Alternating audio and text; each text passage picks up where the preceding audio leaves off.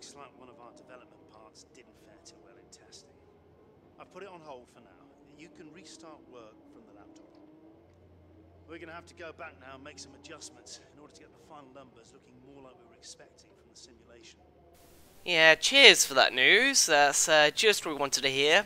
Chassis weight reduction has failed, which is a pity because this track that's coming up now, the Bahrain Grand Prix, is very chassis dependent. It's a critical part of getting good pace around this track. At least in the good news, the durability content has been fitted. That has been successful, but still, the car performance, the main key aspect that we brought for the resource points, has failed, which is brilliant. Absolutely brilliant. But anyway, what's going on, guys? We're here for part 3 of the Kubica Career mode. If you haven't already, then go check out the Chinese Grand Prix. That was an absolutely epic race. You have time to go check it out now if you haven't, before I spoil it. Alright, if I need time, we actually won it. We won the race.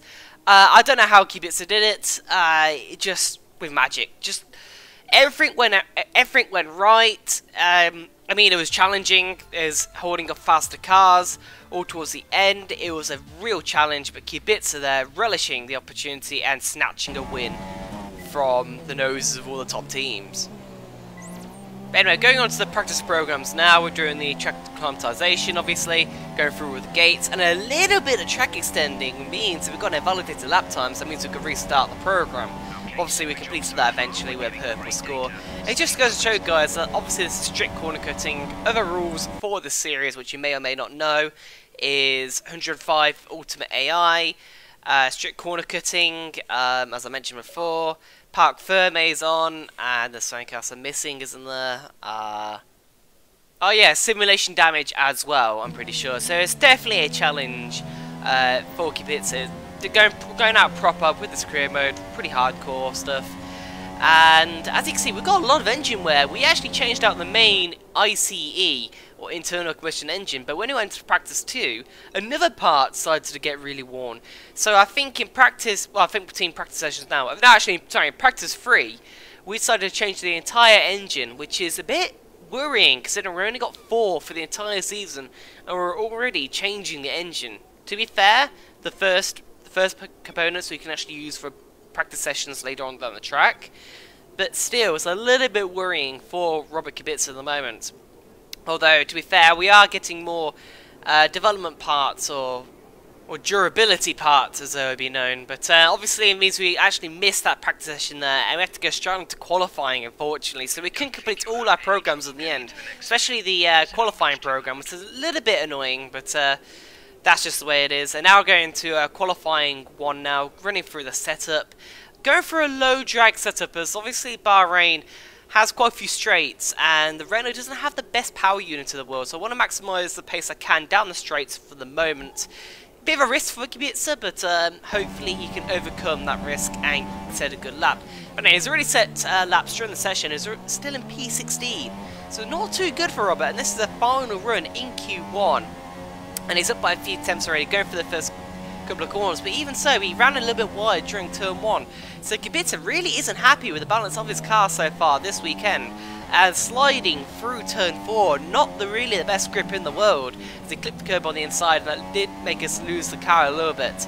Going through the fast right left there, going through the hairpin, all looking fairly clean so far, but still, Kubica not really happy with the car. Doesn't feel like he's getting the most out of it this weekend at all. He's missed the apex slightly from in turn 10. Just the car seems to be sliding around really quite a bit, and maybe it's something he went wrong. It's like a wrong direction with the setup, but yeah, things are not feeling right, and he's going very nicely for that. But he's got a little bit of curve on the outside, which affects his performance. Going for a nice wide line through that sweeping right-hander. Now he's going to pull to a corner, clipping that curb on the inside, running a little bit wide, and luckily the stewards didn't get that lap time removed. He's in the drop zone, P16. He wants to get out of Q1, and hopefully he can get a good run through the final corner. Looks like he has. A little bit on the curb though, but he's still got good exit. He's going to get DRS open. Can he improve his lap time? There's a few attempts up. Can he get to P15? No. P16. He's out in Q1. Very disappointing for Robert Kubica. Very disappointing, really. Bahrain is a track that he actually got pole position in 2008, his first pole position, and is now out in Q1. Very disappointing. Obviously, Kubica has some work to do in the qualifying stakes, but usually Kubica is a bit better towards the races, so let's hope he can actually improve things for the race. And as you can see, that qualifying performance didn't really help his score, especially in the rival challenge against Nico Hulkenberg, who qualified. I don't think he got through to Q3, but he's definitely in Q2. I know that, and obviously a lot of the teams that he's hoping to impress are not really impressed with that. So Kubica really has some work to do. And now looking at the race strategy for this race today, the team is saying a 2-stop strategy, but Kubica's wanting to start on the harder, not the harder tyres, the softer tyres. Well, the soft tyres, not the softer than super softs, if you know what I mean. But wants to start on the soft tyres. I'll give him a little more flexibility with the strategy in case there's a safety car. He might be able to stretch out to a 1-stop. If not, then he can always just run super softs a little bit later in the race, and then run the medium say at the end. It gives Kubica a little bit of flexibility when it comes to strategy, which will definitely help, as we're now looking for the formation lap. The weather obviously for this weekend will be dry. It's a desert race, so what do you expect really? No chance of any rain interrupting, and he gets off the grid okay. He's actually alongside his teammate Nico Hulkenberg, so really both Renaults are not doing very well in qualifying. It's got to be said, P15 and P16 on the grid, not great. The Renault guys have some, they have some head scratching to do, because the Renault car clearly isn't that strong around this racetrack for whatever reason. But anyway, lining up on the grid now alongside his teammate. It's imperative they've got to beat Nico Hulkenberg in this race today for Kubica to have any sort of credits in the driver stakes or the rival challenge. But now we're looking for the 5 lights on the grid and waiting for them to come on the screen now behind Hulkenberg and Carlos Sainz. And lights are out and away we go, and it's a fairly wheel speedy start for Kubica there, but he's on the soft tyres. Remember, everyone else around him on the super soft tyres, and he's got Sauber looking down his inside as he breaks the lane turn 1, but the Sauber breaks even later. Little lock up and the Sauber cuts turn 1, smashes into the side of Ocon, and I think there might be a bit of damage for the Force India driver there, as Kubica goes around the inside of, around the outside actually, of both Force Indias, capitalising on the contact on the inside. And now we're looking at the inside of the Sauber driver, of Verline, who had the incredible start but couldn't turn 1. So a little bit dirty from the Sauber driver there, but Kubica really being opportunistic and getting both Force Indies in one move. And that's looking right in the back of Massa, who went very slowly through that right-left, and that's an easy position up into P9. So into the points already from P16 he started in. So it's an incredible start from Robert Kubica there. And now he's right in the back of Roman Grosjean on the super soft tyres in the Haas. And let's hope we can make quick work of him for the rest of that lap. But anyway, looking to start now as both Mercedes on the front row there. A lot of front wing sharing the outside of turn 1. That might actually be from Ocon. He might have actually got front wing damage earlier on. And 3 wide there. Contact squeeze on the apex between the Sauber and both Force Indias. And Kubica go around the outside of both pink cars. Really opportunistic and getting down the inside of the Sauber as well, with the much better straight line speed. Obviously the Sauber's using the old Ferrari engines, so no match for the Renault down the straights. And now Roman Grosjean has done a little bit of a lock-up going to turn 1, and Kubica might be able to capitalise up the back straight up into turn 4. He's into rich mix, he's got slipstream, and it's going to be an easy overtake down the inside of the Haas driver up into P8 now. He's now got Ricciardo and I believe Lance Stroll in P7 and 6, so a good start for Kubica. It's looking really promising so far, it's got to be said. As I said, purple lap time, obviously lap 2, everyone's going to be saying purple lap time, sector times, and now right on the back of the Red Bull driver, so within striking range very soon, it's got to be said. The pace on the soft tyres compared to the super softs are looking pretty decent, so it's looking pretty good for Kubica right now. And now, next lap is right on the back of Ricciardo. I don't think the super softs are really working well around this track. They're probably wearing very quickly, and tyre wear notoriously very difficult around Bahrain for whatever reason. I think just the surface of the tarmac itself, just maybe it's too abrasive on the tyres, but nonetheless, Kubica looking right on the back of Ricciardo. He's got DRS as well, the Red Bull driver, bit slipstream, and that's going to be an easy position, surely down the inside of the Red Bull driver. Nearly taps the back of Lance Stroll. That would have been costly to have thermal damage just early on in the race, but fortunately that's just an easy move. Kubica there getting his braking point absolutely perfect, and now he's got the Williams driver up the road looking quite vulnerable, as could be said, and sure enough the next lap is right in the back of the Williams tail. There's a huge gap to the guys ahead, so Kubica not looking to get anywhere near the podium, unfortunately, for this race today. The race leaders are getting, well, way too quick. They've really got a massive gap ahead. But Kubica there looking down the inside of the Williams driver. That's a nice, neat move into P6, actually. So it's an incredible start. Kubica really looking for solid points in this race today, as he knocks it back into standard rich to save some fuel. Anyway, P5 now, as someone went to the pits. I think it was Valtteri Bottas, but unfortunately Kubica not really looking to be racing Bottas today, unfortunately. And as you can see, it's pulled a huge gap ahead of Stroll there, so looking really good. Obviously though, Stroll is going to the pit lane, so it's going to have a little bit of an undercut on Robert Kubica. Not really much Kubica can do, as he wanted to stretch his tyres up as long as possible and hopefully get any sort of strategic value out of them in case there's any safety car. And unfortunately, I don't think the one stop will be possible without it. I mean, the tyres on 45%, getting a little bit too worn, and unfortunately lap 9 is a little bit of track extend, and unfortunately Stewart's really picked up on that. And now the tyres are really going off, sliding out of that fast right-left there. Not looking too good for the Renault driver. He's still trying to keep pace and stretch his tyres out for as long as possible, but the race leaders, having gone into the pit lane and getting fresh rubber, have now caught right at the back of us. Kimi Raikkonen in his Ferrari, no chance of holding in behind. The Ferrari driver easily getting up his inside with the fresher tyre advantage. Kubica actually ran a little bit wide through that left-hander, so now under pressure from Hamilton as well in the Mercedes. I think he actually started in pole position. So I think Raikkonen must have actually jumped him in the pit stops maybe, or just overtook him on track with the pure pace of the Ferrari, which looks really quite good this weekend.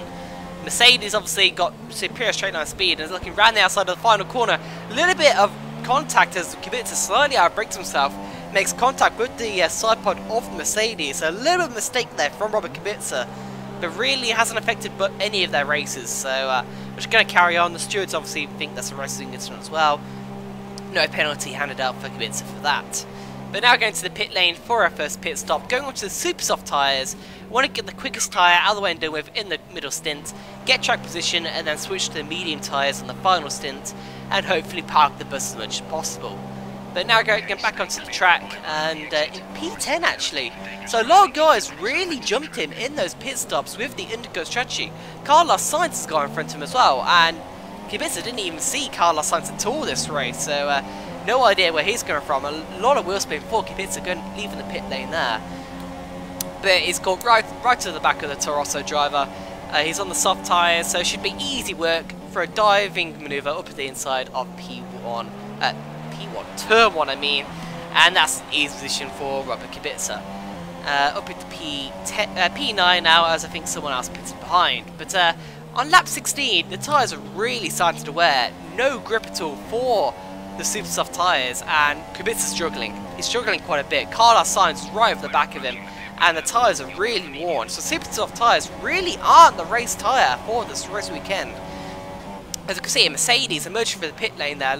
Might be Lewis Hamilton once again, and Kubica really holding the inside line against Sainz, and Sainz not able to get past him at this point in time. But unfortunately, there's a little bit of a queue forming behind the Renault driver, including both Toro Rossos and I think maybe a Haas or two as well. But yeah, Kubica really doesn't have the pace in this middle stint for whatever reason. And lap 17 is going to the pit lane for his final stint onto the medium tyres. Breaking a little bit early for the pit lane, and the Toro Rosso there closing in on him on the pit lane entrance. But hopefully Renault can deliver a good stop like they did in China, in which he jumped, I think, the Ferrari and the Mercedes of Hamilton and Vettel. But donning the medium tyres now. Unfortunately, we've been held. We've been held in the pit lane. The Toro Rosso and the Haas have both got ahead of us. Kubica there, really disappointed, and he was able to hold track position over the two guys ahead for the remainder of this race. Unfortunately, it's not looking out to be. And now we've got Fernando Alonso and Force India as well, both going to hold us up. Magnussen there has got ahead of Alonso as well. I don't think Kubica really had a good launch from the pit lane. It didn't clear his pit lane release quick enough, and although it makes a dive maneuver up the inside of Alonso, a little bit of contact, Magnussen's really a second up the road on equal tyres, and the Haas is actually looking quite quick this weekend, it's got to be said. So Kubica really has his work cut out, and he's missed the apex slightly from that corner. Quite a bit of oversteer already in the Renault car. So things are not looking too good for the Renault driver. Down into P15 as well. Sure, a lot of guys ahead have got to make the pit stop still, but also just shows how closely packed this midfield bunch is. I mean, everyone very close on track, setting very similar pace, it's got to be said. Nowhere near the front runners is true, but Kubica really down in the pack. P13 now. A lot of guys ahead making the pit stops. Now to P11 as Stroll is going to merge behind us on the track. But P11 really not good for the Renault driver. That pit stop really cost Kubica a lot, and he's locking up. He's getting pretty desperate actually, trying to catch a Haas driver, but it doesn't look to be. And now looks like Carlos Sainz has retired from the race. He's over there on the right hand side. You just saw his Torosso there. I don't know what sort of issue he has, some sort of mechanical related issue, and as you can see on board with his teammate just ahead of him, just pulled over to the side of the track. Not sure if it's engine issues or gearbox issues, not sure what it was, but it's a shame for him. He was doing well in this race. Anyway, we're going back to the action now, the end of the virtual safety car period. And now we've got the Williams of Massa behind us, who's looking very threatening, even though they're on the same tyres. Him and Kubica, I think Massa is on a few laps fresher, and that Williams is very quick in a straight line, much quicker than the Renault. So it's going to be very difficult to keep the Williams behind for the remaining few laps of this race. And now, even on lap 26, we've got Stroll as well, who joined in on the action. And Kubica gets a very, very poor run out of that final corner. That's going to put him on the back foot massively, as all he can do is defend to the inside. Massa sails past him, and even Stroll is right there, and unfortunately he can't take both of them, going to the braking zone of turn 1. Massa locks up but still makes a corner, and now he's going side by side with Stroll, and he just runs out wide, understeers out wide, and unfortunately he has to return the position to Lance Stroll in the Williams. And yeah, unfortunately he just can't double the inside. He's just got no grip on these tyres. Kubica really not happy with the car or the tyres it's on. The medium tyres just aren't working at all on this track. It is understeering left, right and centre, and by the end of the race his tyres are gone. Just P12. Very, very unfortunate result really. It's a bit down to earth after the win he had in China. It's more a wake up to reality that the car is still a midfield runner. It's not the top of the pile by any means, and it's still going to be a mountain to climb before it can achieve top results. Sure, had it not been for the slow pit stop and being letting two of his rivals pass there easily, he could have got a higher result, but still, Kubica there just didn't really have the pace, especially in the back half of that race, and the strategy is on. Which unfortunately allowed a lot of the rivals to get undercuts on him, especially during the first first pit stop period.